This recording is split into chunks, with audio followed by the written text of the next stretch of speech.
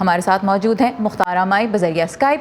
انہیں 2002 میں پنچایت کے ایک فیصلے کے تحت اجتماعی زیادتی کا نشانہ بنایا گیا، لیکن خاموش رہنے کے بجائے انہوں نے آواز اٹھائی، عدالت کا دروازہ کھٹکھٹایا. لیکن ہوا یہ کہ جن افراد کو، جن ملزمان کو عدالت نے، جو کہ مقامی دہشت گردی کی عدالت تھی، وہ سزائیں دیں، جن میں سزائے موت اور عمر قید کی سزائیں شامل تھیں، ان سزاؤں کو بعد میں لاہور کی ہائی کورٹ اور اس کے بعد سپریم کورٹ نے بھی ختم کر دیا. لیکن ملزمان پیشیوں کے دوران 11 سال کی سزا تقریباً بھگت چکے ہیں، آج آزاد ہیں. مختار مائی، بہت شکریہ ہمارے ساتھ اس وقت شو میں شرکت کرنے کا. کل ملتان میں جب خواتین مارچ ہوئی تو اس میں آپ نے بھی شرکت کی. سب سے پہلے تو مجھے یہ بتائیے کہ کیوں ضروری سمجھا آپ نے وہاں جانا؟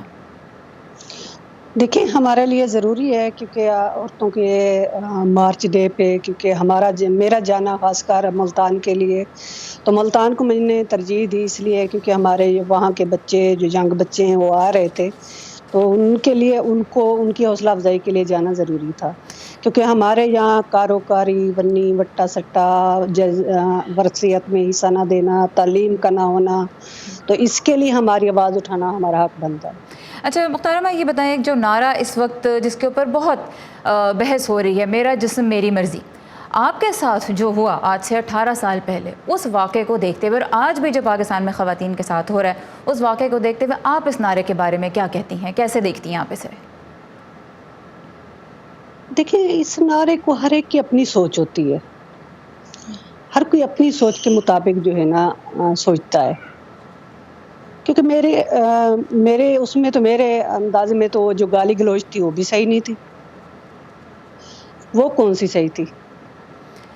لیکن جو واقعہ آپ کے ساتھ ہوا اس کو دیکھتے ہوئے یہ بات کہ جی خواتین کے جسم پہ ان کا کتنا اختیار ہے، ایک عورت کے بارے میں ایک پنچایت فیصلہ کر دیتی ہے اور اس میں اس عورت سے نہ صرف یہ کہ کچھ پوچھا نہیں جاتا بلکہ وہ یہ کہتی رہتی ہے کہ اس کے ساتھ زیادتی ہو رہی ہے، لیکن فیصلہ کوئی اور کرتا ہے اور اس فیصلے کے اوپر عمل بھی ہو جاتا ہے. یہ آپ کی زندگی کی حقیقت ہے. دیکھیں، یہ تو ہماری ریاست کی کمزوریاں ہیں، جس میں جو ہے نا، کیونکہ ہمارے تھانہ بھی ہے، ہماری عدالتیں بھی ہیں، جو وہاں پر نہیں جانا ہوتا تو ہمارا جو ہے نا شارٹ کٹ ہوتا ہے پنچایت کو بلا لینا. تو وہاں کے وڈیرے جو ہے نا فیصلہ کرتے ہیں، کیونکہ اس طرح سے لوگ جو ہے نا، آپ کو پتہ ہے جب ان کی جہاں پر چلتی ہے، جن کا زور ہوگا اس کی طرف ہی فیصلہ ہوگا.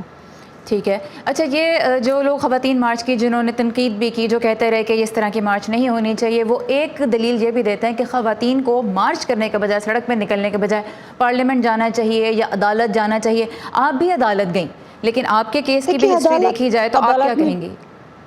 دیکھیں، 17 سال میں نے عدالت کے دھکے کھائے ہیں، اور ہر ایک عدالت میں گئی ہوں. کوئی عدالت ایسی نہیں ہے جس کو میں نے نہیں دیکھا، نہیں سنا.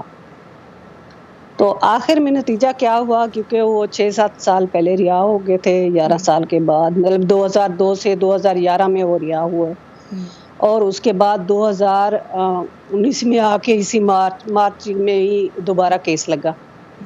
تو اس کے بعد جو ہے نا پھر وہی آ جاتا ہے، کیونکہ یہ رہا ہو چکے ہیں، دوبارہ ہم لوگ اس کو سزا نہیں دے سکتے. لیکن اس میں کافی چیزیں ہیں جو دیکھی جائیں. دیکھیں، پہلی عدالت جو تھی نا، دہشت گردی عدالت، ان کو سب کو نظر آ رہا تھا، سب کو دیکھا بھی گیا.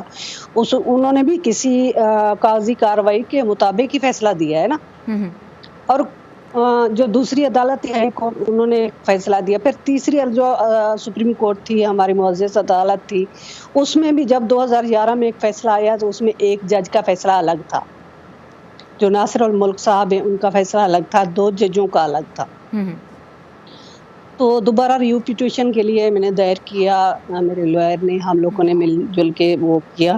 لیکن پھر 2011 میں انہوں نے یہی، مطلب منہ زبانی یہی بولا، کیونکہ ان کو سزا ایک دفعہ ہم لوگ دے چکے ہیں، دے نہیں چکے، مطلب ایک دفعہ سزا کاٹ چکے ہیں، وہ باہر آ گئے. اب دوبارہ اس سزا کا کوئی ہمارے پاس ہے نہیں ہے تو جو کیا ہم آپ کو لوگ لگتا ہے آپ کو دوبارہ سزا انصاف ملا؟ جی، کیا آپ کو انصاف ملا آپ کی نظر میں یا نہیں؟ نہیں، بالکل نہیں. اچھا، انصاف کیونکہ نہیں، 17 آپ کہتی ہیں سال اب نہیں کے ملا. باوجود نہیں، بالکل نہیں.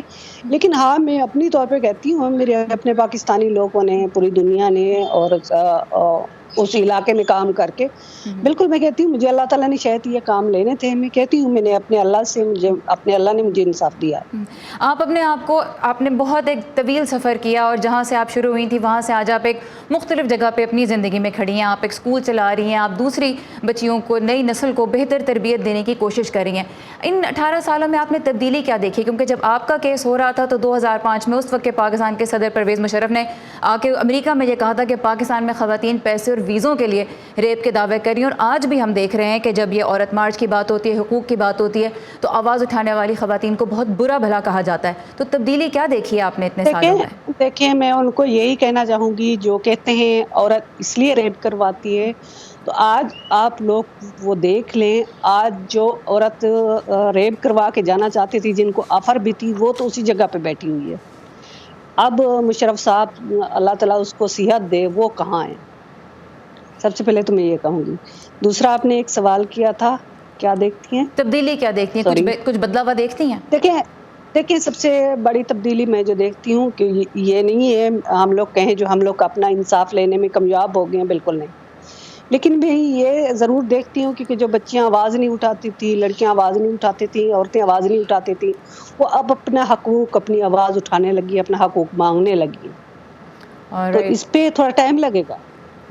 ठीक है, आवाज़ उठा रही हैं, लेकिन आपने कहा वक्त लगेगा। ख़वातीन के हकूक़ के कारकुन मुख्तारा माई हमारे साथ पहले जो औरत के साथ इस तरह से होता था क्योंकि औरत खुदकुशी कर लेती थी, जो कि मेरी कोशिश भी थी। ठीक है, लेकिन अब अल्लाह का शुक्र है औरतें खुदकुशी नहीं करती, अपना हक इंसाफ मांगती है। उनके सबसे बड़ी तब्दीली है क्योंकि वालिदैन पहले समझते थे ये बदनामी है, इसको चुप हो जाओ, खामोश हो जाओ, दूसरे किसी बंदे को पता ना चले। ठीक है। तो उसके बावजूद अब जो है ना वालिदैन साथ होते हैं, वालिदैन हैं वो साथ होते हैं, और वो सपोर्ट बहुत अहमियत रखती है। बहुत शुक्रिया मुख्तारा माई हमारे लिए वक्त निकालने का। वो नहीं है। बहुत बहुत शुक्रिया आपके वक्त का।